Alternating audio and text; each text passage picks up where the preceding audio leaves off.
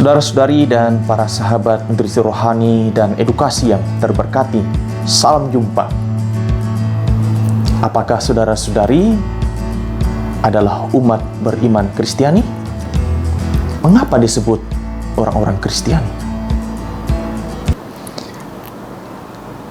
Pada kesempatan ini, saya mau membagikan kepada kita semua harta kekayaan rohani dalam gereja Katolik, khususnya undang-undang gerejawi yang berlaku dalam gereja Katolik, yaitu KHK 1983. Saya mulai dari kanon 204 yang mengatur tentang umat beriman Kristiani. Siapa umat beriman Kristiani? Menurut kanon 204 paragraf pertama, umat beriman Kristiani ialah mereka yang karena melalui baptis diinkorporasi pada Kristus, dibentuk menjadi umat Allah, dan karena itu dengan caranya sendiri mengambil bagian dalam tugas imami, kenabian, dan rajawi Kristus, dan sesuai dengan kedudukan masing-masing dipanggil untuk menjalankan perutusan yang dipercayakan Allah kepada gereja untuk dilaksanakan di dunia. Dengan sangat jelas dan tegas dinyatakan bahwa untuk menjadi umat beriman Kristiani, orang mesti dipersatukan dengan Kristus, dan persatuannya itu terjadi melalui penerimaan baptis. Dan baptis ini memberikan meterai kekal. Jadi simul Catholicus semper Catholicus. Sekali dibaptis dalam gereja Katolik, Anda tetap Katolik selama-lamanya. Dan dengan diinkorporasikan kepada Kristus, Anda menjadi anggota gereja Kristus. Yang tentu gereja Kristus tidak identik dan sama dengan gereja Katolik. Karena konsekuensi dari baptisan ini, kita dimasukkan dalam persekutuan dengan Kristus. Namun juga persekutuan dengan saudara-saudara kita yang dibaptis.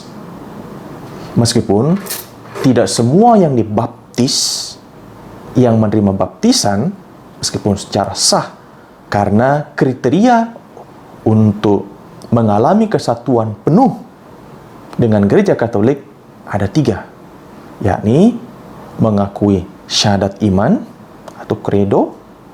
Yang kedua, mengakui dan menerima adanya 7 sakramen.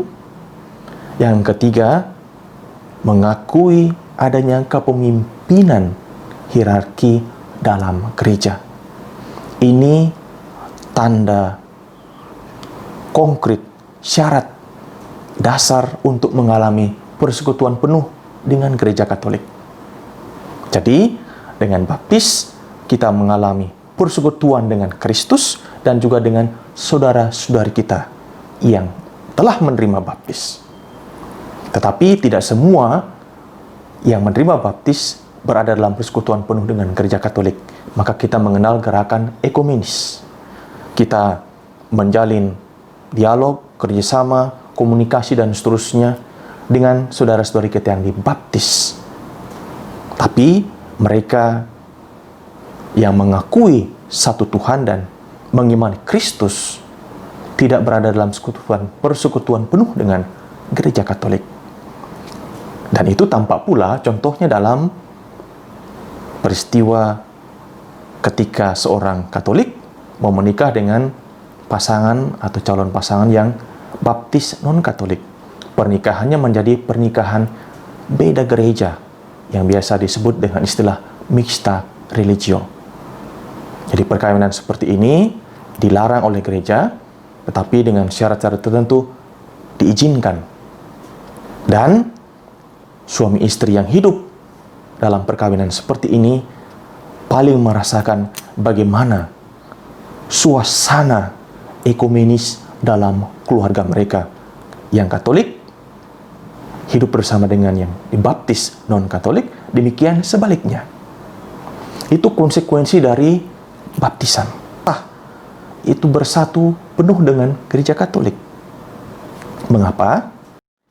Yang kedua, baptisan juga menimbulkan kesatuan kita dengan Kristus Sang Kepala, sehingga kita mengambil bagian dalam 3 tugas Kristus, yang biasa disebut Tria Munera Christi. Apa saja itu 3 tugas itu?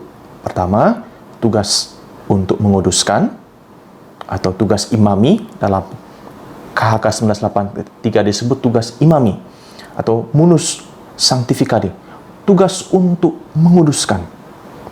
Yang paling konkret, kita masing-masing diajak untuk berdoa dan mengejar kekudusan melalui kegiatan-kegiatan kerohanian yang kita lakukan, peribadatan dan liturgi, terutama perayaan sakramen-sakramen.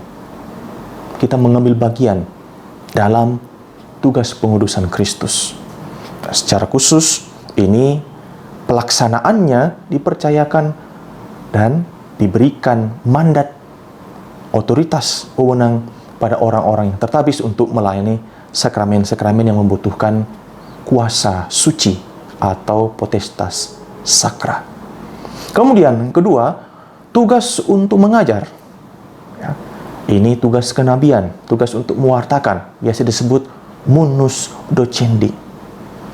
Dan tentu kita semua punya tugas untuk mewartakan Injil, kabar gembira, mewartakan kebenaran yang diajarkan oleh Kristus, mewartakan nilai-nilai moral yang diajarkan oleh Kristus, dan di atas segala-galanya kita mewartakan hukum cinta kasih Kristus dimanapun kita diutus dengan situasi kita masing-masing. Sebagai imam seperti saya, sebagai biaran-biarawati, atau sebagai kaum awam, semua punya tugas yang sama untuk mewartakan kebenaran Injil, mewartakan kabar gembira. Dan yang ketiga, tugas untuk memimpin. Apa tugas memimpin itu? Ya, yang paling konkret kita bisa melihat ketika seorang pastor paroki memimpin parokinya. Tapi juga dalam keluarga kita, dalam komunitas kita, ada saudara-saudari kita yang kita percayakan, yang kita berikan mandat untuk memimpin kita dalam semangat pelayanan. Maka saudara-saudara nutrisi rohani dan edukasi yang terberkati, semoga penjelasan singkat ini semakin menyadarkan kita, semakin meyakinkan kita untuk mengambil bagian dalam 3 tugas Kristus. Tugas untuk menguduskan, tugas untuk mengajar, dan tugas untuk memimpin. Karena kita semua telah dipersatukan, diinkorporasikan dengan Kristus, dan juga mengalami persekutuan dengan saudara-saudara kita yang sudah dibaptis. Selamat melaksanakan tugas-tugas ini dengan penuh hikmat. Tuhan memberkati saudara-saudari.